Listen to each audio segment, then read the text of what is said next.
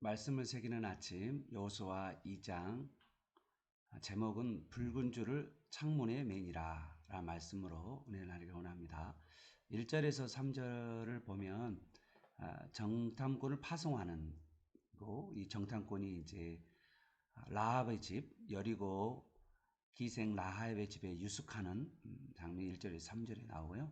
4절에서 7절을 보면 정탐꾼을 영접하는 라합의 모습이 나옵니다. 그래서 숨긴지라 숨겼다라 그 단어가 계속해서 반복되어 있고요. 8절에서 14절은 라합이 신앙 고백이 나오죠. 여리고에 이제 여리고에서 정탐꾼을 수색하고 있는 사람들을 내보내주고 그리고 나서 라합이 옥상으로 올라가서 거기서 이제 자신의 간증 신앙 고백이 나오게 됩니다. 그래서 알았노라 들었다 그리고 여호와는 상천하지 하나님이다 하늘과 땅의 하나님이다 맹세의 진실한 표를 내라 이런 걸 통하여서 라합의 믿음이 거짓된 믿음이 아니고 참된 믿음이었다는 것을 보여주는 이야기가 나오고요.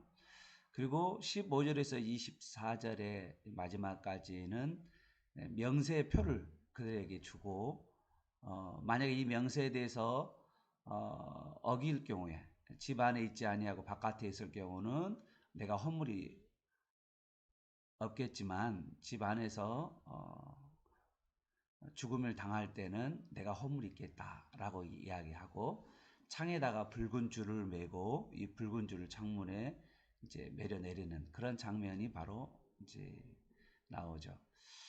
자, 오늘 이 이야기를 전체적으로 한번 쭉 생각해 보면 여호수아가 왜 여리고에 정탐꾼을 보냈을까? 사실 이 정탐꾼의 트라우마는요.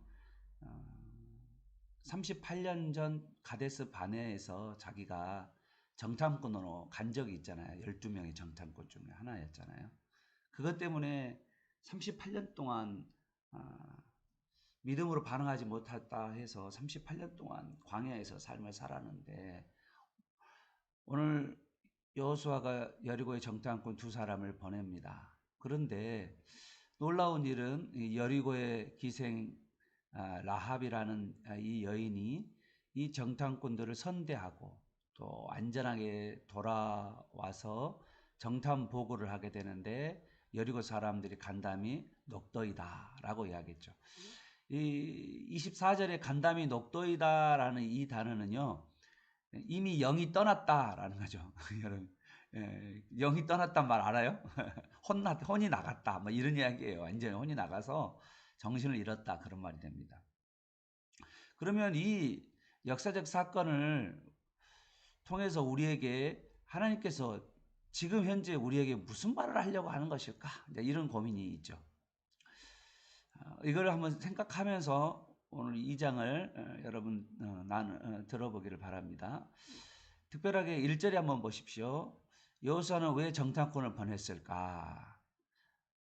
한번 정탐꾼을 반대로 한번 생각해 보면 정탐꾼을 보내지 않았다면 어떻게 되었을까? 만약에 이 여리고를 지금 이제 여러분 잘 아시다시피 진멸하라고 그랬잖아요. 모든 거 생명 있는 걸 다 끊으라고 그랬기 때문에 그리고 여리고에 있는 모든 물건은 다 하나님 거라고 말했잖아요. 그렇기 때문에 말했기 때문에 어떻게 보면 이 정탐꾼을 만약에 파송하지 않았다면 어떤 일이 벌였을까? 그러면 라합의 구원이 있을까요? 없을까요? 없게 되는 거죠. 우리로 의하면 영화 중에 라이언 일병 구하기라는 영화가 있잖아요. 이 라이언 일병이 뭡니까? 그 지역을 전체적으로 다 이제 정복해야 되는 상황 가운데 포로로 잡혀 있는 라이언이 있잖아요. 그래서 그 일병을 구하기 위해서 군인을 파송하는 그런 장면이 나오잖아요. 이 두 명의 정탐꾼도 그런 모습이라는 거죠. 두 명의 정탐꾼이 보낸 이유는 라합과 그 집안을 구원하기 위해서요. 여러분 라합이 누군지 아십니까? 신약 성경에 보면 마태복음에 예수님의 족보에 들어와 있는 사람입니다. 놀라운 여인이죠. 이방 여인인데 그리고 기생인데 그러한 사람이 예수님 족보에 들어오는 것이 우연이겠어요? 그만큼 라합에 구원하기 위한 하나님의 놀라운 계획이 그 안에 있었다는 거죠. 오늘날 우리에게도 이 이야기는 이 두 명의 정탐꾼이 전도대원일 수도 있고요. 전도대원이 아니더라도 하나님의 말씀을 나눌 수 있는, 그리고 예수님을 소개할 수 있는 우리가 바로 이 두 명의 정탐꾼이 될 수가 있는 거죠. 심판 중에서 구원할 자, 그 구원하시는 그러한 예수님의, 그 심판 중이라도 구원하시는 하나님의 그 모습이 바로 오늘 2장의 모습입니다. 정탐꾼이 여리고성에 파송되어서 하고 온 일이 무엇일까? 여러분 잘 생각해 보세요.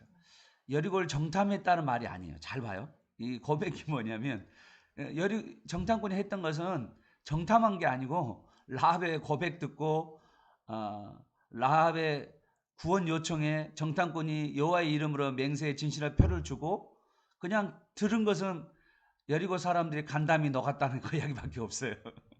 뭐 정탐한 게 아니에요. 그러니까 라합 이야기 하려고 한 것 같아요. 정탐꾼이 유숙할 때 여리고 기생 라합의 집에 정탐을 하게 되는데 유숙하게 되는데 왜 이 라합은 정탐꾼을 숨겨두었을까? 이게 이제 오늘 포인트입니다. 이거 반드시 적군이잖아요. 그리고요 수색대가 찾아왔잖아요. 그럼에도 불구하고 거짓말을 하는 라합의 모습도 보게 있잖아요. 그리고 숨겨두잖아요. 그 이유가 무엇일까요? 예, 여기에 정탐꾼 중에 한 사람이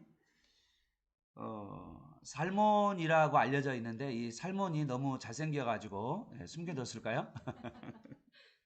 이 살몬과 결혼하거든요. 그래서 이제 그리고 나서 보아스를 낳게 됩니다. 이런 집안에 쭉 나오면서 거기서 이제 이제 다윗이 나오고 그리고 다음에 예수 그리스도가 나오는 이 족보잖아요. 그러면 이 정탐꾼 중 한 사람이 너무 잘생겨서 숨겨놨을까라는 거죠. 그런데요, 주변에 이 라합의 고백을 들면 나오죠. 라합의 고백이 8절부터 11절까지가 라합의 고백입니다.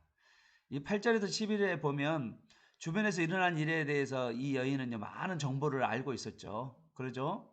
왜냐하면 기생 라합이니까 누군가 여기 와서 유숙하고 또 떠나면서 여러 이야기를 들었을 거 아니에요. 그런데 그녀의 마음을 움직인 것은요, 이스라엘과 함께한 하나님에 대한 소식이었어요. 그리고 라합의 자기 고백이, 신앙 고백이 나옵니다. 8절 11절에 보면 기생 라합이 정탐꾼을 숨겨두면서 나는 하나님께서 이 땅을 너희에게 주신 걸 안다라고 말하고요. 우리는 다 너희 때문에 두렵고 간담이 녹았다라고 말하고요. 왜냐하면 하나님께서 애굽과 요단 저편에서 너희를 위하여 행하신 일을 다 들었다라고 이야기하고 듣자마자 우리 마음이 녹았고 정신을 잃었다라고 말하고 그러면서 하나님은 어떤 분이냐면 하늘과 땅에 한 분뿐이 유일하신 하나님이라고 증언하는 이 장면이 바로 이 라합의 증언이라는 거죠. 여러분 이 장언이 뭡니까? 바로 신앙 고백이에요. 신앙 고백. 이 증언은 하나님께서 지난 40년 동안 이스라엘 백성이 광야의 극별 동안 어떤 일을 하는지를 너무나도 잘 알고 있는 그런 모습입니다. 이스라엘 백성이 일어난 모든 일이 계속해서 가나안과 주변 백성들에게 다 들려졌다라고 이야기되고 있는 거죠. 이것에 대해서 믿음으로 반응하고 고백하고 있는 것이 바로 라합입니다. 11절에 특별하게 하늘과 땅에 유일하신 하나님, 상천하지 하나님이 나옵니다. 10계명 제1계명이자 쉐마 이야기가 바로 하나님만을 사랑하라는 거잖아요. 야고보서는요, 신약의 야고보서는 2장 25절에 그의 신앙, 그의 믿음의 행동으로 보여진 것 때문에 그가 구원을 얻었다라고 그가 믿음의 행동이 있었다라고 이야기하고 있습니다. 이미 이 라합은요, 그의 마음이요, 이스라엘 편은 당신들이고 그리고 여리고는요 이 땅의 주민이요, 남나라 사람처럼 말하고 있는 것을 보게 됩니다. 그러면서 12절에 라합은 정탐꾼에 진실의 표를 내라, 신안의 학신에서 나오는 요구를 하죠.